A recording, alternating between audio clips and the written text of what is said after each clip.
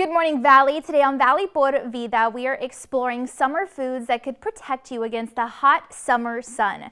We've also got details on a unique sci-fi book written by a McAllen High School librarian.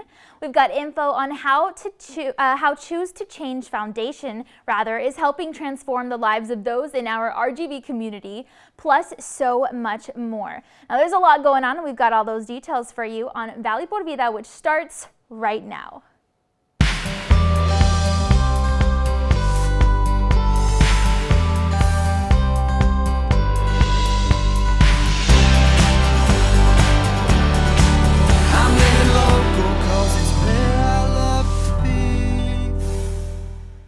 Hi there, and thanks again for joining us this morning. I'm your host, Danielle Banda.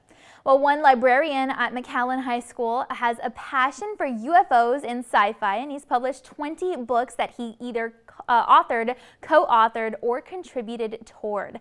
Plus, he's involved in Rio Grande Valley sci-fi events that are educational and interesting. So our team went ahead and dropped by his campus to learn more about this unique passion. Go ahead and take a look. Good morning. My name is Noe Torres, and I'm the librarian at McAllen High School. I've been here for 22 years. And one of the things that I do when I'm not doing all the school-related stuff is that I have a strong interest in unidentified flying objects. So this has kind of been a sidelight for me for many years. I've gone around the country speaking about UFOs. And I have also organized a number of UFO festivals, including the one here in Edinburgh that we hold every year in April. And also I've written a number of books on the topic of UFOs. So this is an interesting little sidelight that I do. I tell people it's my side gig in addition to my librarian duties and working with McAllen ISD. I try to spark imaginative and creative interest in UFOs among the students and among the general population here in the Valley. Well, people have a natural curiosity about astronomy, outer space, space exploration, space travel. And we've had that, something that's been up and coming since the 1950s when manned space travel began. And nowadays, when there's been so much done in the way of space exploration with SpaceX and other companies and agencies that are involved in, sending rockets and exploring outer space, so naturally students at the high school and the general population also are very interested in this topic. And beyond just manned space travel, people want to know about the origins of the universe, where mankind came from, what is our future in exploring outer space, will we visit other planets such as Mars in the near future, which we know that program is already underway. So part of what we do is we go to the site and we collect artifacts, we collect objects that are related to the UFO encounter. And here on the table, we have a number of artifacts that I've collected at sites where UFO incidents happened. So these pieces are all recovered. The most interesting piece really is the melted piece of metal, which it contains elements of aluminum, but it also has some unidentified objects. When we had it tested, if you look at the spectrum analysis of the test, it's very clear that part of it is aluminum, but then there are other objects, there are other substances that could not be easily identified. So we don't know if perhaps that's part of the hull of the UFO that became blended in. We are not sure. It's interesting how people are really, really fascinated by the topic. And UFOs is just a small component of wondering what's out there, and have we been visited in the past? Are we being visited by aliens today? People are just incredibly absorbed by the topic. Be sure to stay tuned for educational and entertaining sci-fi and UFO-themed books and events happening right here in the Rio Grande Valley every year. And if you'd like more information, you can feel free to visit roswellbooks.com.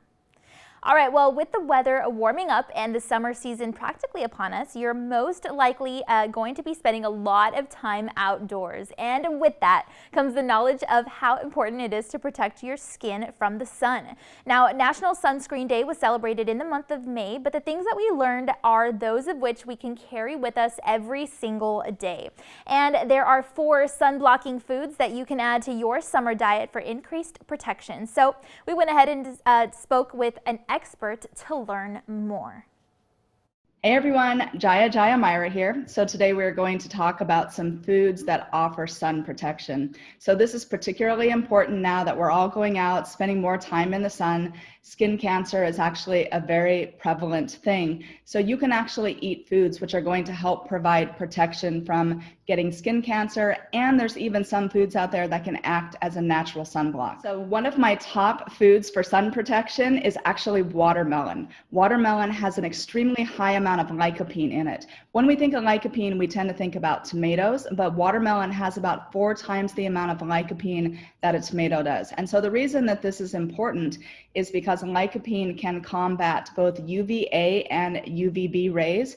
Now, a lot of the sunscreens that we have here in the United States, they don't do an adequate job of fighting against UVA protection. You would have to get a European brand for that. So adding in these extra foods can actually help to protect you in ways that certain sunscreens cannot. So some of the other favorite foods on this list would be guava for the same reasons. It has a lot of lycopene. We tend to like to put it in shakes and smoothies. Sometimes it's a little less accessible than watermelon, which is why watermelon is always my go-to. Green tea, iced green tea, is another great option because of its high antioxidant compounds in it. Antioxidants fight these free radicals in the body and help to prevent sun damage from happening to the skin. Now, another thing that you can consider is carrots. The beta carotene is actually shown to prevent sun damage to the skin. So as you're probably noticing this trend here, these are highly pigmented foods like the red, the orange. There's no mystery to that. These things do provide photoprotection to the skin. It's also important to know that certain foods can make you more photosensitive, which means that they are going to increase the likelihood that you are going to get sun damage, which may lead to skin cancer down the road. These would be foods like celery, fennel, lime. Again, these are foods that tend to be white. They don't have a lot of pigmentation in them. Even white wine can fall into that category. So if you're spending a lot of time out in the sun, maybe consider not having those foods right before you go outside. Add in some more of the foods which are going to provide that sun protection and also help to prevent you against oxidative stress and damage to the body. You should always still wear sunscreen. That is extremely important. Consider adding in these foods, which may just add a little bit more sun protection, help to protect you if you do spend a little bit too much time in the sun or if you get a sunburn. I mean, and what is not to love about things like watermelon this summer anyway, right? So if you want to learn more about this or my work in general, very easy to find, jayamyra.com, or check out my recent book, The Soul of Purpose. There you have it. We hope you can enjoy these 4 great tasting sun-blocking foods this summer. And of course, don't forget to use sunscreen as much as possible while outdoors. And if you'd like more information, you can feel free to visit the website on your screen along with other info posted. Well, it's time now to take a commercial break, and now we've got to look at your local weather updates. But be sure to stay tuned to Valley por Vida because we'll be back and we'll have details on Choose to Change Foundation, how their team is helping Rio Grande Valley residents be strong, confident, and contributing members of society. Those details and more coming up.